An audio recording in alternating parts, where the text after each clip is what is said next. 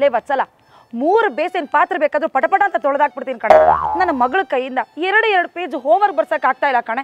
ಅದೇನೋ ಮಾಡಿ ನನ್ನ ಬಾಯಿಗೆ ಮಣ್ಣು ತಿನ್ಸಿ ಹೋಗ್ಬಿಡ್ತಾಳೆ ಕಣೆ. ನಿನ್ ಮಗಳು ಹಿಂಗೇನಾ? ನನ್ ಮಗಳೇನಾದ್ರು ಆತರ ಮಾಡಿದ್ರೆ ಕಂಬಿ ಕಾಯಿಸಿ ಬರೆ ನೋಡೆ, ಮಕ್ಕಳನ್ನ ಹಂಗೆ ಬಿಟ್ಬಿಡ್ಬಾರ್ದು. ಅವ್ರನ್ನ ಯಾವಾಗ್ಲೂ ಬ್ಯುಸಿ ಆಗಿಡ್ಬೇಕು. ಕಣೆ ಇವಳು ಒಬ್ಳಮ್ಮನ. ನಾನಂತೂ ನನ್ ಮಗಳನ್ನ 1 ನಿಮಿಷನೂ ಫ್ರೀ ಬಿಡಲ್ಲಪ್ಪ. ಬೆಳಗ್ಗೆ 6 ಗಂಟೆಗೆ ಸ್ವಿಮ್ಮಿಂಗು, ಆಮೇಲೆ ಸ್ಕೂಲು, 3 ಗಂಟೆಗೆ ಟ್ಯೂಷನ್, 4 ರಿಂದ 5 ಗಂಟೆ ಡ್ಯಾನ್ಸು, 5 ರಿಂದ 6 ಯೋಗ, 6 ರಿಂದ 7 ಸಿಂಗಿಂಗು, 7 ರಿಂದ 8 ಡ್ರಾಯಿಂಗು, ಆಮೇಲೆ 9ಕ್ಕೆ ಊಟ ಮಾಡಿ ಮಲ್ಕೋತಾಳೆ.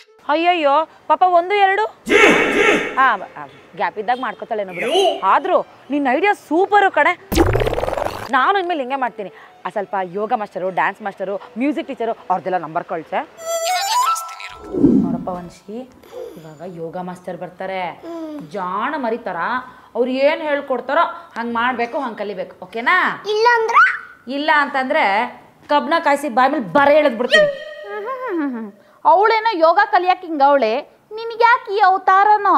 ನಾನು ಯೋಗ ಮಾಡಿಬಿಟ್ಟು ಸಣ್ಣ ಆಗೋಣ ಅಂತ. ನೀವಾಗ್ತೀರಾ? ಬೇಡ ಬಿಡಿ, ಯೋಗಗೆಲ್ಲ ಬಗ್ಗುವಂಥ ಬಾಡಿ ಎಲ್ಲ ನಿಮ್ದು. ನಮಸ್ಕಾರ. ನಮಸ್ಕಾರ. ನಾನು ಯೋಗ ಟೀಚರ್, ಯೋಗರಾಜ್ ಅಂತ.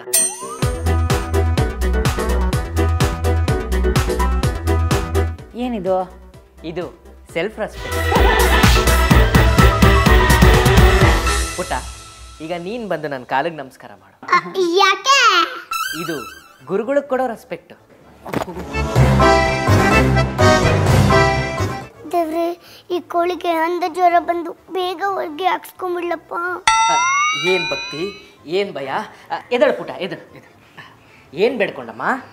ದೇವ್ರು ನಿಮ್ಗೆ ಒಳ್ಳೇದ್ ಮಾಡಲಿ ಅಂತ ಬೇಡ್ಕೊಂಡೆ. ಅಯ್ಯೋ ಜಾಣ ಮರಿಯ. ಸ್ವಲ್ಪ ನನ್ನ ಮಗಳಿಗೆ ಟೈಮ್ ಕೊಟ್ಟು ಯೋಗ ಹೇಳ್ಕೊಡಿ. ನೀವೇನು ಯೋಚನೆ ಮಾಡಬೇಡಿ ಮೇಡಮ್. ಇನ್ನು 1 ತಿಂಗಳಲ್ಲಿ ನಿಮ್ಮ ಮಗಳು ಕಾಲಲ್ಲೇ ಸ್ಪೂನ್ ಹಿಡ್ಕೊಂಡು ಊಟ ಮಾಡ್ತಾಳೆ, ಕಾಲಲ್ಲೇ ದೋಸೆ ಒಯ್ತಾಳೆ. ಅಷ್ಟೇ ಯಾಕೆ, ಕಾಲಲ್ಲೇ ತಲೆ ಬಚ್ಕೋತಾಳೆ.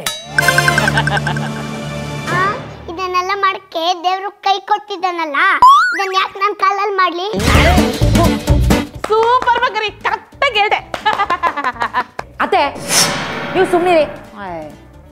ಮಾಸ್ಟರ್ ನೀವು ಸ್ಟಾರ್ಟ್ ಮಾಡ್ಕೊಳ್ಳಿ. ಮಾಸ್ಟ್ರೆ, ನಾನು ನಿಮ್ಮ ಕ್ಲಾಸಿಗೆ ಸೇರ್ಕೊಂಡ್ರೆ 1 ತಿಂಗಳಲ್ಲೇ ಕಾಲಿಂದ ತಲೆ ಬಚ್ಕೋಬೋದಾ? ಕ್ಲಾಸ್ ಸ್ಟಾರ್ಟ್ ಮಾಡೋಣ ಬನ್ನಿ. ಮೊದಲಿಗೆ ಸೂರ್ಯ ನಮಸ್ಕಾರ ಮಾಡೋಣ.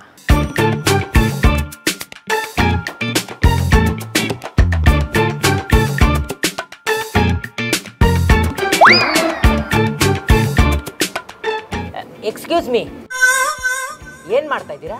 ಸೂರ್ಯಗೆ ನಮಸ್ಕಾರ ಮಾಡ್ತಿದ್ದೀವಿ. ನೀವು ಸೂರ್ಯನ ನೋಡ್ಕೊಂಡು ಡೈರೆಕ್ಟ್ ಆಗಿ ನಮಸ್ಕಾರ ಮಾಡೋದಕ್ಕೆ ನಾನು ಯಾಕೆ ಬರ್ಬೇಕಿತ್ತು?